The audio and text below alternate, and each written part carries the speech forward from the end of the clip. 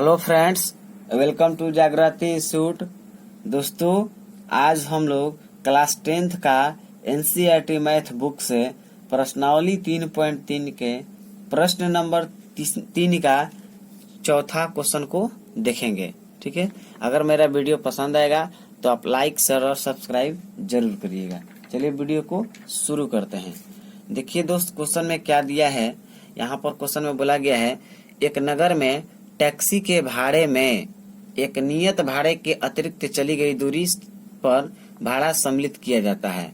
ठीक है, इसका कहने का मतलब है कि कोई एक नगर है, जिस नगर में टैक्सी के जो भाड़ा रहेगा, जितना भी भाड़ा हो, ठीक है, उस भाड़े में एक नियत भाड़े के अतिरिक्त चली गई दूरी पर भाड़ा सम्मिलित किया जाता है। इसका मतलब है कि जैसे उस टैक्सी का भाड़ा फिक्स है, ठीक है, चाहे वो भाड़ा कितना भी हो सकता है, वो भाड़ा हम लोग को पता नहीं है। तो मतलब जैसे एक बात बता रहे हैं आपको, जैसे मान लेते हैं भाड़ा अगर फिक्स रहेगा 10 रुपया, तो आप कितना भी दूर जाइएगा तो वो भाड़ा फिक्स रहेगा 10 रुपया। लेकिन अब जितना फिर दूर जाइएगा उसके हिसाब से फिर अलग पैसा देना पड़ेगा। कहने का मतलब 10 रुपया तो फिक्स है। ठीक है, अगर मान लेते हैं 20 किलोमीटर दूर जाएगा, चाहे 50 किलोमीटर दूर जाएगा, चाहे 30 किलोमीटर दूर जाएगा, तो फिर उसका भाड़ा अलग लगेगा। ठीक है, कहने का मतलब ये है। देखिए आगे क्या लिखा गया है, 10 किलोमीटर दूरी के लिए भाड़ा 105 रुपया है। अगर 10 किलोमीटर दूर जाते हैं तो भाड़ा कितना लगेगा, 105 रुपया लगेगा, तथा 15 किलोमीटर के लिए भाड़ा 155 रुपया है। ठीक है, आगे बोला गया है क्या, नियत भाड़ा तथा प्रति किलोमीटर भाड़ा क्या है। नियत भाड़ा पूछ रहा है, मतलब क्या, वो जो फिक्स भाड़ा है उसका पूछ रहा है कि कितना रुपया लगेगा, और बोला गया है क्या, प्रति किलोमीटर भाड़ा क्या है, मतलब जितना दूर आप जा रहे हैं हर एक दूरी के लिए कितना रुपया भाड़ा है ये बताना है। ठीक है, आगे देखिए क्या है, एक व्यक्ति को 25 किलोमीटर यात्रा करने के लिए कितना भाड़ा देना होगा। अगर कोई व्यक्ति 25 किलोमीटर दूर जाना चाहे तो उसे कितना रुपया देना पड़ेगा। ठीक है, यही इस क्वेश्चन का मतलब हुआ। तो चलिए अब हम क्वेश्चन तो समझा दिए, अब इसको सॉल्व करते हैं। ठीक है, चलिए यहाँ पर देखिए, नियत भाड़ा हमें पता नहीं था, तो यहाँ पर क्या करते हैं, नियत भाड़ा को हम 100 रुपया मान लेते हैं। तो यहाँ पर लिखना पड़ेगा, माना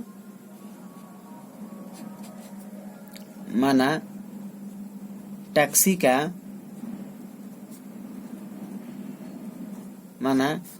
का नियत भाड़ा, टैक्सी का नियत भाड़ा बराबर 100 रुपया। ठीक है, तथा टैक्सी का नियत भाड़ा मान लिया 100 रुपया। उसके बाद अतिरिक्त चली गई दूरी वाला, अतिरिक्त चली गई दूरी मतलब क्या, प्रति किलोमीटर वाला। ठीक है, तो यहाँ पर लिख देते हैं प्रति किलोमीटर। देखिए यहाँ पे भी लास्ट में लिखा गया होगा कहीं, हाँ यहाँ पे प्रति किलोमीटर भाड़ा क्या है। ठीक है, लिखा है ना यहाँ पे प्रति किलोमीटर भाड़ा क्या है, तो यहाँ पर लिख देते हैं तथा प्रति किलोमीटर भाड़ा, इसको हम y रुपया मान लेते हैं। ठीक है, अब दोनों भाड़ा हमको पता हो गया, तो अब यहाँ से जैसे जैसे क्वेश्चन कहेगा उसके हिसाब से चलेंगे। तो लिखते हैं प्रश्न से। देखिए प्रश्न में कितना बोला था, नियत भाड़ा तो हमेशा लगेगा, ठीक है, और प्रति किलोमीटर भाड़ा y रुपया है। 1 किलोमीटर का 10 रुपया y रुपया भाड़ा है। प्रति किलोमीटर भाड़ा का मतलब क्या, 1 किलोमीटर का, हर एक किलोमीटर जाइएगा तो y रुपया भाड़ा लगेगा। तो देखिए क्वेश्चन में क्या दिया गया है, यहाँ पे लिखा है 10 किलोमीटर दूरी के लिए भाड़ा 105 रुपया है। 10 किलोमीटर दूरी के लिए भाड़ा कितना है, 105 रुपया। इसका मतलब हुआ, देखिए नियत भाड़ा तो 100 रुपया लगेगा ही लगेगा, जो फिक्स भाड़ा है ये लगेगा, अब प्लस में 10 किलोमीटर दूरी का भाड़ा लगेगा। तो 1 किलोमीटर का दूरी का भाड़ा y रुपया है, प्रति किलोमीटर भाड़ा है, यानी कि 1 किलोमीटर का भाड़ा है ये वाला। तो 10 किलोमीटर दूरी का कितना हो जाएगा भाड़ा, 10y होगा। ठीक है। टोटल मिला करके नियत भाड़ा और 10 किलोमीटर दूरी का भाड़ा टोटल मिला करके कितना रुपए लग रहा था, 105 रुपए लग रहा था। तो यहाँ पर क्या करेंगे, बराबर 105 रुपए लिखेंगे। ठीक है, ये आ गया हमारा पहला समीकरण। अब चलिए दूसरा समीकरण के बारे में देखिए क्या है। सबसे पहले तो हम टैक्सी का नियत भाड़ा लिखेंगे, प्लस में इसका जितना दूर जाएगा उसी के हिसाब से पैसा लिखेंगे। तो देखिए यहाँ पे क्या लिखा है, 15 किलोमीटर के लिए भाड़ा 155 रुपया है। तो 1 किलोमीटर का वाई रुपया, तो 15 किलोमीटर का 15 वाई लिखना पड़ेगा, 15 वाई। और टोटल भाड़ा मिला के कितना है, 155 रुपया है, 155 रुपया। तो यहाँ पर 155 रुपया लिखना पड़ेगा। ये आ गया सेकेंड समीकरण। यहाँ तक क्लियर है। अब चलिए इसको हम क्या करेंगे, प्रतिस्थापन विधि से हल कर लेंगे। तो चलिए देखिए प्रतिस्थापन विधि से कैसे हल करेंगे। तो यहाँ पर लिखते हैं समीकरण, बताए थे आपको, याद होगा। समीकरण किसी से भी चल सकते हैं, आप पहला वाला से भी चल सकते हैं, दूसरा वाला से भी चल सकते हैं। तो समीकरण सेकंड से, ठीक है, ये वाला समीकरण सेकंड है। यहाँ से x का मान निकालते हैं, x बराबर निकाल लेते हैं 155, और ये प्लस में है तो इधर आएगा तो क्या हो जाएगा, माइनस हो जाएगा 15y। ठीक है, समीकरण सेकंड से चले तो क्या आ गया, x बराबर 155 माइनस 15y आ गया। अब चलिए ये x का जो मान है इसको क्या करेंगे, समीकरण 1 में रख लेंगे, क्योंकि सेकंड से चल रहे हैं तो क्या करेंगे, फर्स्ट में रखना पड़ेगा। तो यहाँ पर लिख लेते हैं समीकरण फर्स्ट में x का मान देने पर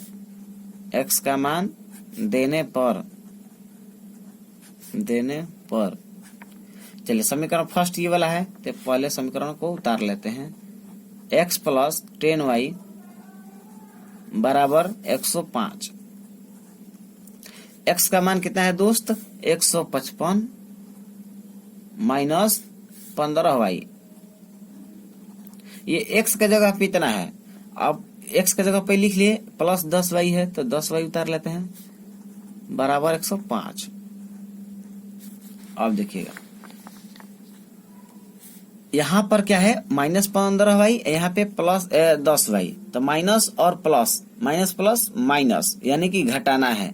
तो घटाएंगे 15 में से 10 को तो 5 बचेगा, y बचेगा ना, और माइनस में आएगा। क्यों, क्योंकि ये वाला क्या है, बड़ा है। ठीक है, ये वाला क्या है, बड़ा है, 15 बड़ा है 10, इसलिए माइनस में आया। अब बराबर था तो बराबर कर लेते हैं। अब ये प्लस है तो उधर जाएगा तो क्या होगा, माइनस हो जाएगा। दोनों नंबर को एक साइड करेंगे तो ये वाला उधर ले जाएंगे, तो 105 में से 155 को घटाना पड़ेगा।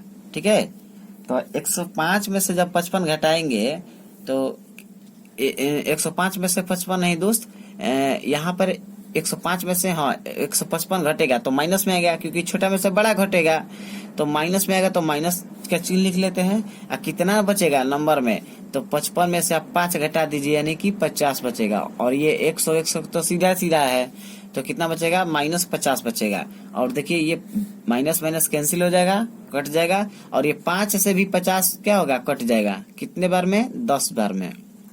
इसलिए y बराबर कितना आ गया, 10 आ गया। अब चलिए y का मान आ गया। अब y का जब मान आ गया तो हम किसी भी समीकरण में y का मान रख सकते हैं। तो लिखते हैं समीकरण, हम मान लेते हैं फर्स्ट में रखना चाहेंगे तो फर्स्ट में लिखेंगे समीकरण फर्स्ट में y का मान देने पर, चलिए समीकरण फर्स्ट में y का मान देने पर। अब फर्स्ट समीकरण ये वाला है, देखिए x प्लस 10y बराबर 105 है। यहाँ लिख लेते हैं x प्लस 10y बराबर 105। ये फर्स्ट समीकरण है। y का मान कितना है दोस्त, 10 आया है, तो y के जगह पे 10 रखना है। तो x का वैल्यू कितना हो जाएगा, x प्लस 10 गुने y के जगह पे 10 रखना है, बराबर 105। तो x का वैल्यू कितना आ जाएगा, 105 में से ये वाला 100 जाके घट जाएगा, 10 को 10 से मल्टीप्लाई करेंगे 100 हो जाएगा, तो जाके घटेगा तो कितना जाएगा, 5 बचेगा। तो यहाँ पे 5 लिख लेते हैं। अब x का भी मान हमको पता हो गया और y का भी मान पता हो गया। जब x y दोनों का मान पता हो गया तो x का मतलब क्या है, यहाँ पर देखिए माने थे, यहाँ पे बताए है ना, एक्स क्या माने थे, नियत भाड़ा माने हैं, ठीक है। और वाई क्या है, प्रति किलोमीटर का भाड़ा है। तो क्वेश्चन में लास्ट में देख लेते हैं क्या पूछा गया है। देखिए, एक व्यक्ति को 25 किलोमीटर यात्रा करने के लिए कितना भाड़ा देना होगा। सिर्फ व्यक्ति के बारे में पूछा है कि अगर 25 किलोमीटर जाएगा तो कितना भाड़ा लगेगा, ठीक है। अभी एक्स वाई का हम वैल्यू निकाले हैं, अब 25 किलोमीटर का भाड़ा जोड़ते हैं। देखिए, अब यहाँ पर लिख लेते हैं। एक बात सोचिए, अब यहाँ पर आपको पता है कि टैक्सी का नियत भाड़ा है 100 रुपया, 100 रुपया का मान आ गया है 5 रुपया, तो टैक्सी का तो फिक्स है कि 5 रुपया भाड़ा लगेगा। यहाँ पर लिख देते हैं 25 किलोमीटर का 25 किलोमीटर का भाड़ा कितना होगा। देखिए, 25 किलोमीटर का भाड़ा लगेगा आपका, नियत भाड़ा है 100 रुपया, नियत भाड़ा कितना आया है यहाँ पे 5 रुपया, ठीक है। तो 5 रुपया तो फिक्स है कि लगेगा, प्लस में एक्स्ट्रा भाड़ा लगेगा, जितना दूर चलेगा उसी के हिसाब से दूरी के अनुसार पैसा लगेगा। तो अब देखिए, यहाँ पर वाई का मान कितना आया है, 10 आया है। वाई क्या माने थे, प्रति किलोमीटर भाड़ा, यानी 1 किलोमीटर का भाड़ा है वाई रुपया। तो उसको जाना है कितना दोस्त, लास्ट में 25 किलोमीटर जाना था, पूछा है ना कि 25 किलोमीटर जाएगा तो कितना लगेगा। तो 25 किलोमीटर का भाड़ा हो जाएगा, 1 किलोमीटर का 10 रुपया, तो 25 किलोमीटर का 250 हो जाएगा। 25 को 10 से गुना कर देंगे तो 250 इसमें जोड़ लेंगे।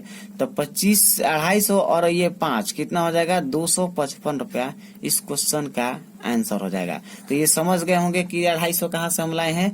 25 को, ये वाला 25 किलोमीटर दूर जाना है तो 25 किलोमीटर को क्या किया है, 10 रुपये से मल्टीप्लाई कर दिए हैं, क्योंकि 10 किलोमीटर जाना 10 रुपया 1 किलोमीटर का लग रहा था और 25 किलोमीटर जाना था, इसलिए 250 हो जाएगा।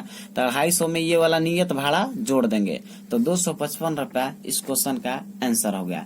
समझ गए होंगे दोस्त। अगर एक बार में ये नहीं समझ में आया होगा तो वीडियो को दोबारा जरूर देखिएगा, ठीक है। और चलिए फिर हम देखते हैं नेक्स्ट क्वेश्चन।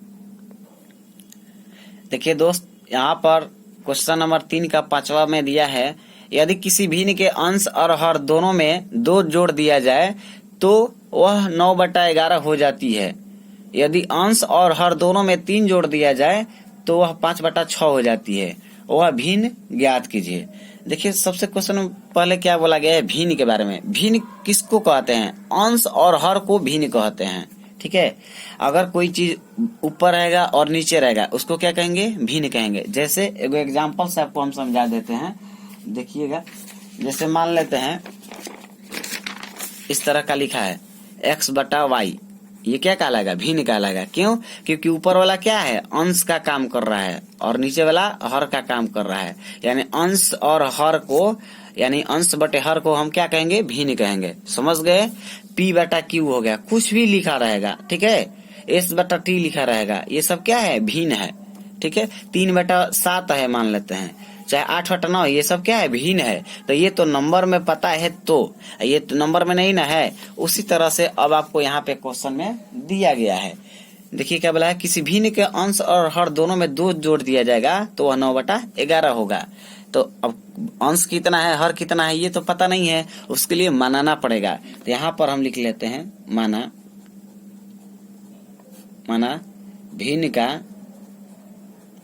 भिन्न का अंश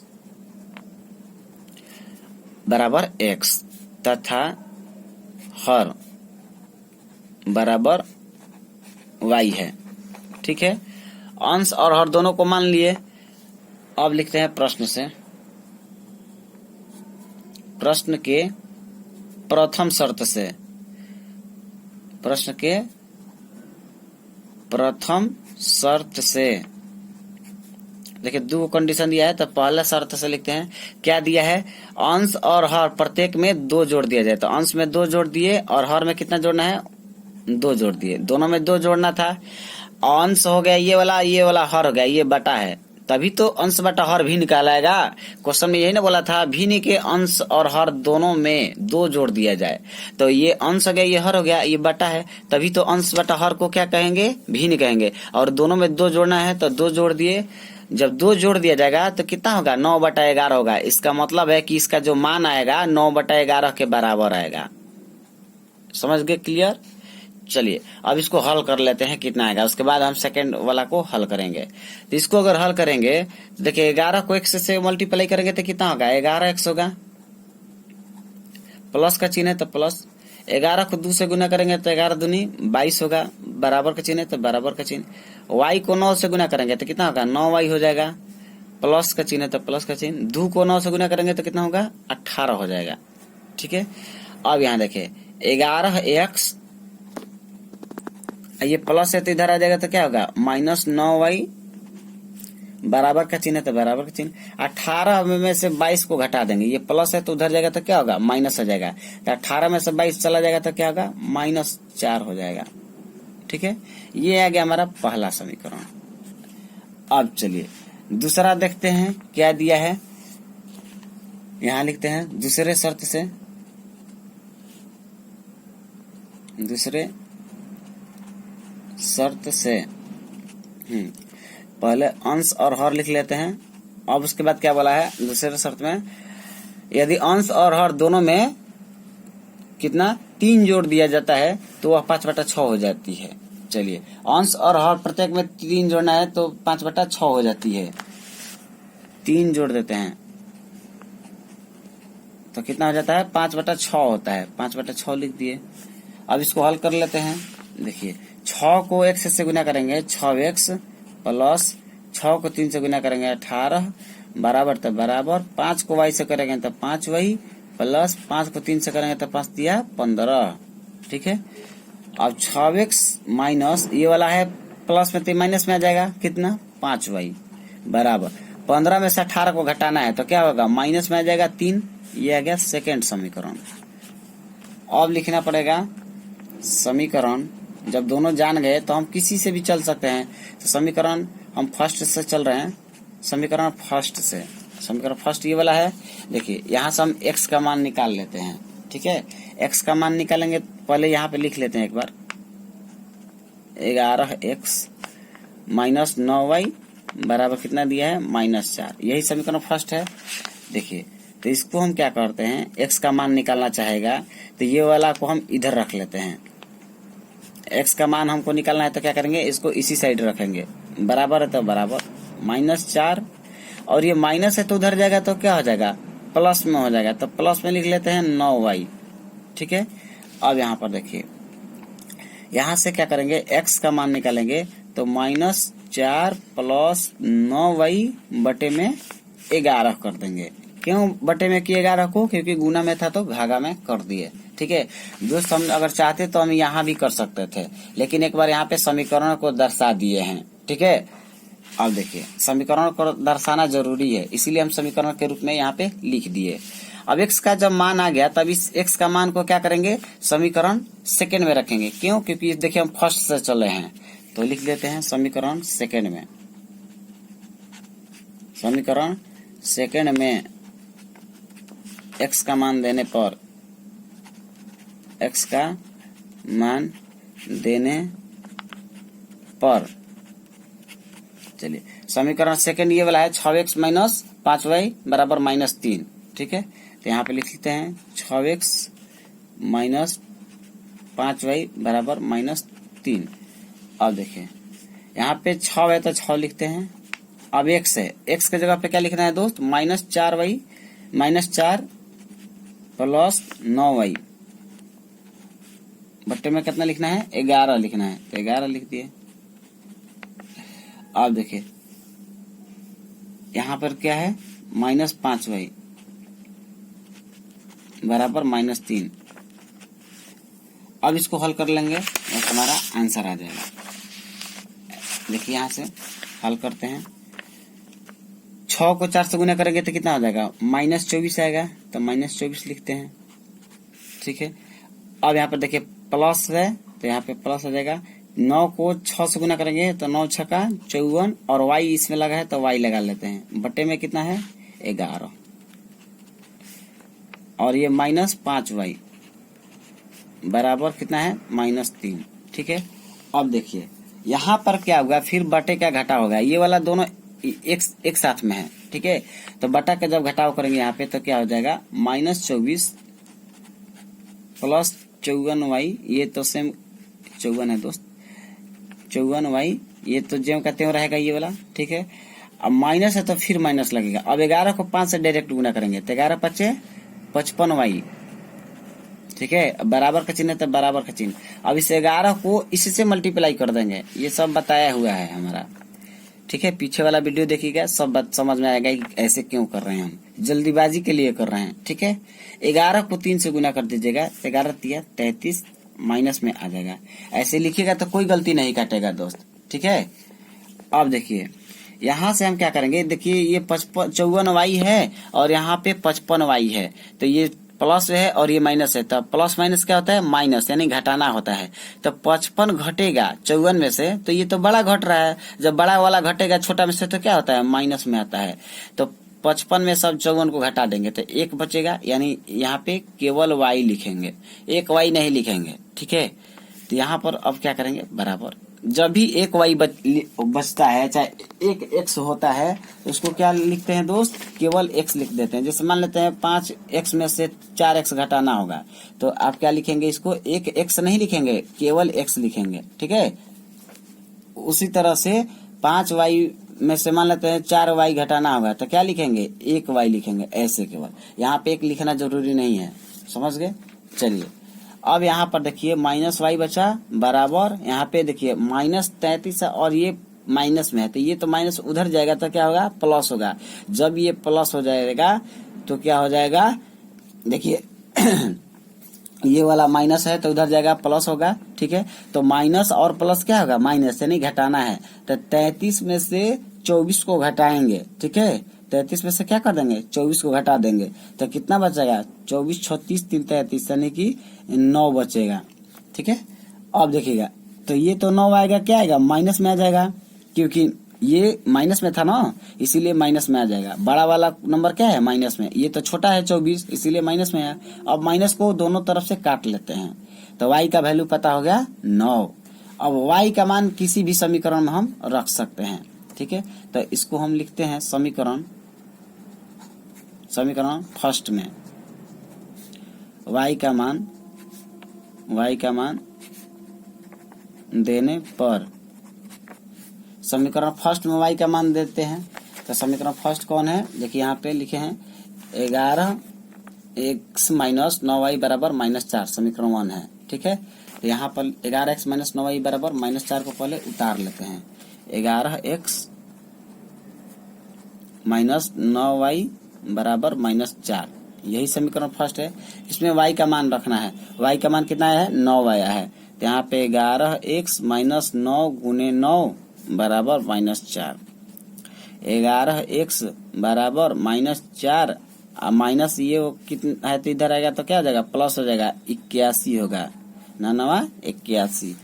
अब चलिए 11x बराबर क्या हो जाएगा, ये माइनस प्लस माइनस हो जाएगा, यानी कि घटेगा, तो घटा देंगे 81 में से 4 को, तो कितना बचेगा, यहाँ पे 11 में से 4, अब 11 से 77 भी कट जाएगा 7 बार में, इसलिए x बराबर कितना आ गया दोस्त, 7 आ गया। जब x का मान जान गए और y का भी मान जान गए, तो लास्ट में हमसे क्या क्वेश्चन में बोला गया था, वह भिन्न, देखिए यहाँ पे क्वेश्चन बोला गया है, वह भिन्न ज्ञात कीजिए। तो भिन्न ज्ञात करना है, तो भिन्न के लिए तो आपको बताए हैं कि अंश और हर को भिन्न कहते हैं। तो यहाँ पर क्या करेंगे, अब लिख देते हैं, इसलिए भिन्न बराबर x बटा y, और x का मान कितना आया है, 7, और y का मान कितना है दोस्त, 9 आया है, ठीक है। तो यहाँ पे क्या करेंगे, 9 लिख लेते हैं। तो यही इस क्वेश्चन का राइट आंसर हो गया। थोड़ा सा यहाँ पे एक स्टेप आपको लिख देते हैं, इसलिए y बराबर 9 कर देते हैं ताकि आप गड़बड़ाइएगा नहीं, ठीक है। तो समझ गए होंगे दोस्त। तो भिन्न हम कितना आ गया, भिन्न का मान आ गया 7/9 आ गया। चलिए अब देखते हैं फिर नेक्स्ट क्वेश्चन। देखिए यहाँ पर क्वेश्चन दिया है 3 नंबर का छठा क्वेश्चन, यानी कि यही तीसरा क्वेश्चन का लास्ट क्वेश्चन है। यहाँ पर क्वेश्चन में क्या बोला गया है, 5 वर्ष बाद जैकब की आयु उसके पुत्र की आयु से 3 गुनी होगी, ठीक है, 3 गुनी हो जाएगी चाहे होगी। आगे बोला गया है 5 वर्ष पूर्व जैकब की आयु उसके पुत्र की आयु की 7 गुनी थी, उनकी वर्तमान आयु क्या है। ध्यान दीजिएगा, क्वेश्चन में बोला गया है नाम दो को दिया है, एक जैकब दिया है और एगो उसके पुत्र की बात बोला गया है। तो यहाँ पर किसका कितने वर्ष का है ये तो पता नहीं है, जिसको हम मान लेते हैं एक्स वाई के फॉर्म में। ठीक है, तो यहाँ पर देखिएगा, लिखते हैं माना जैकब की वर्तमान उम्र माने उम्र कहिए चाहे आयु लिखे, दोनों लिख सकते हैं आप। माना जैकब की वर्तमान आयु बराबर x वर्ष तथा उसके पुत्र की वर्तमान आयु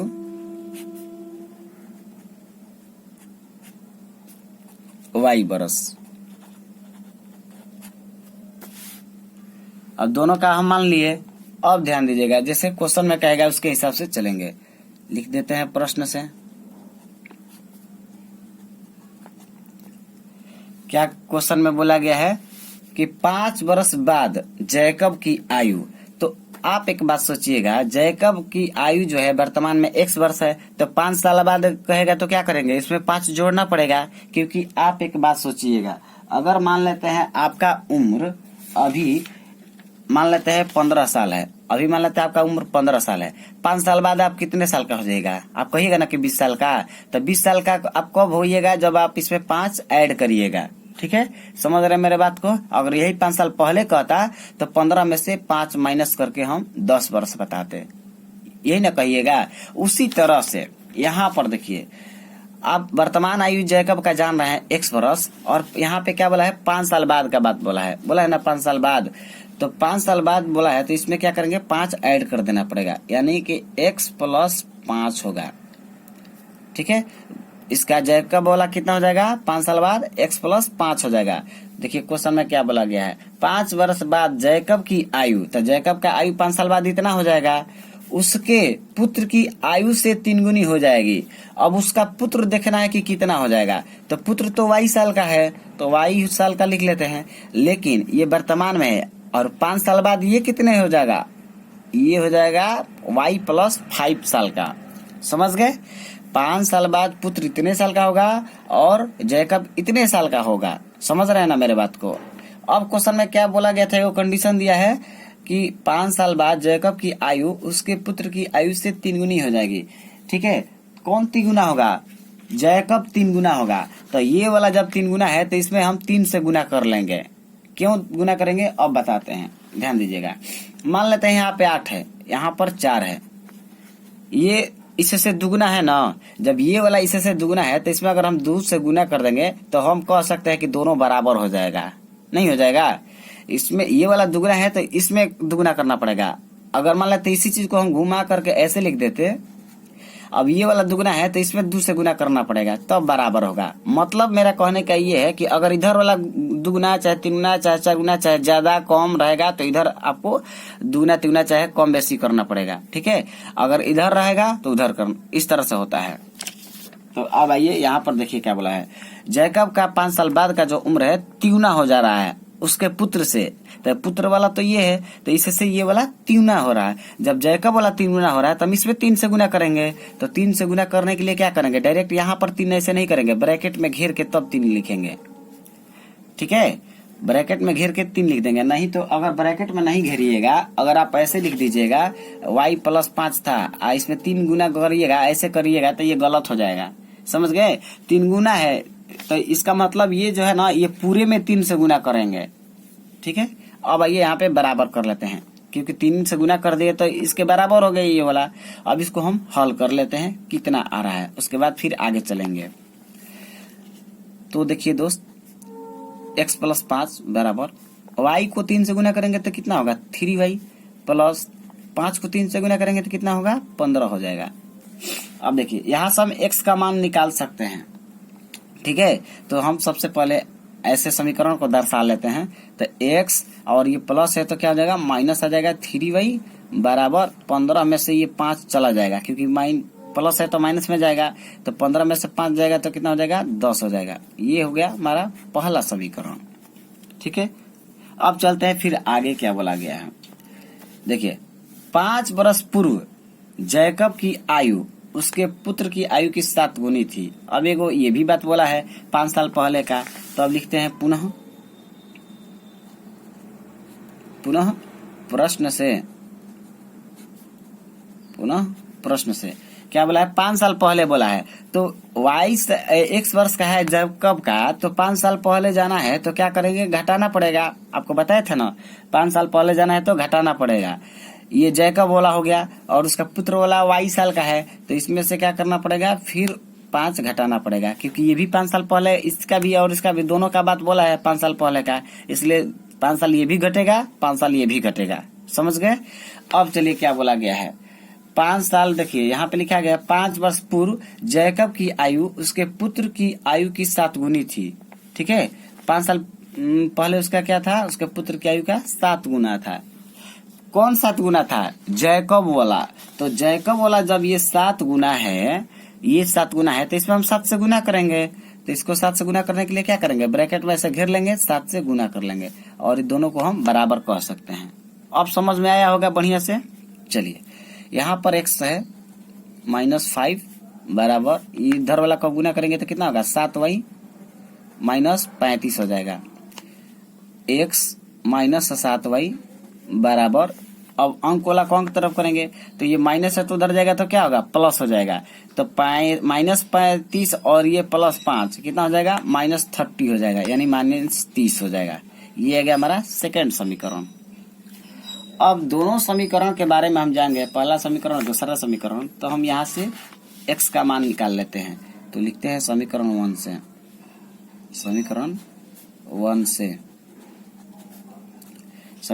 से, ठीक है।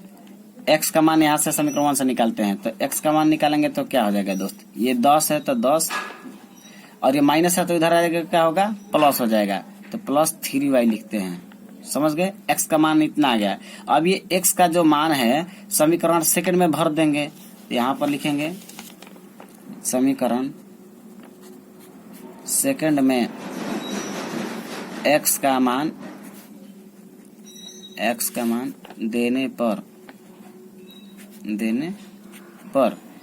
ठीक है। समीकरण सेकंड में x का मान दे देते हैं। समीकरण सेकंड ये वाला है x -7y बराबर -30। तो यहाँ पर लिखते हैं x -7y बराबर में -30। अब x का मान कितना है यहाँ पे, 10 + 3y। तो x का जगह पे 10 + 3y रखना है, 10 + 3y x का जगह पे रख दिए। अब ये -7y पहले से, तो -7y उतारते हैं बराबर -30। अब देखिए यहाँ पर क्या होगा, ये वाला अगर हल करेंगे तो +3y है और ये -7y है, तो प्लस माइनस क्या होगा, माइनस, यानी घटेगा। तो 7 में से 3 जाएगा तो 4, y था तो y। लेकिन ये वाला क्या है, बड़ा वाला घट रहा है छोटा में से। जब छोटा में से बड़ा घटेगा तो क्या करेंगे, माइनस लगा देंगे। बराबर है तो बराबर, ये -30 है और ये उधर जाएगा तो क्या हो जाएगा, माइनस हो जाएगा। क्यों, क्योंकि 10 क्या है, प्लस है, तो प्लस वाला उधर जाएगा तो माइनस हो जाएगा। तो -30 और -10 कितना हो जाएगा, -40 हो जाएगा। देखिए 0, ये माइनस से माइनस कैंसिल, और 4 से 40 भी कट जाएगा। कितने बार में कटेगा, 10 बार में कटेगा। ये 10 बार में हम कटा दिए हैं, ठीक है। इसलिए हम कह सकते हैं y बराबर कितना आ गया, y बराबर आ गया 10। और y बराबर जब 10 आ गया तो y का मान किसी भी हम समीकरण में रख सकते हैं, ठीक है। तो यहाँ पर देखिए लिख लेते हैं, हाँ, समीकरण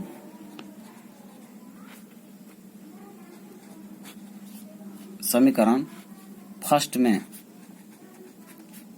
y का मान देने पर,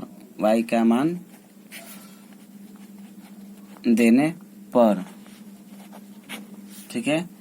अब देखिए समीकरण फर्स्ट कौन है, ये वाला है, x -3y बराबर 10 दिया है, ठीक है। तो यहाँ पर लिखते हैं x -3y बराबर 10।